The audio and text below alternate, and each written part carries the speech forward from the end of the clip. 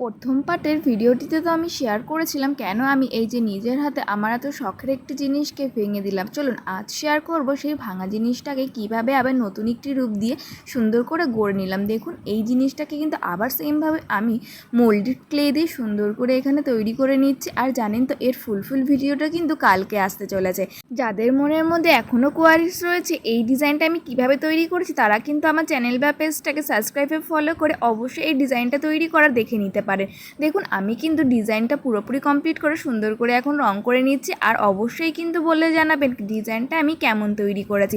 জানেন তো এই ডিজাইনটা করতে করতে না আমার সত্যিই খুব ভালো লাগছিলো, যেহেতু ভগবানের নাম নিয়ে একটা কাজ শুরু করেছিলাম কিন্তু প্রথম দিকে যেটাকে সম্পূর্ণ না করতে পারলো পরে কিন্তু আমি এটা সুন্দর একটা রূপে পরিণত করতে পেরে এটাই আজকে অনেক একটা খুশি। যেহেতু আজকে রথযাত্রা তার উপলক্ষে এত সুন্দর একটা জিনিস যে আমি নিজে তৈরি করতে পারবো সেটা কিন্তু কল্পনাও করিনি। আজকে যেন এইটুকু টাটা।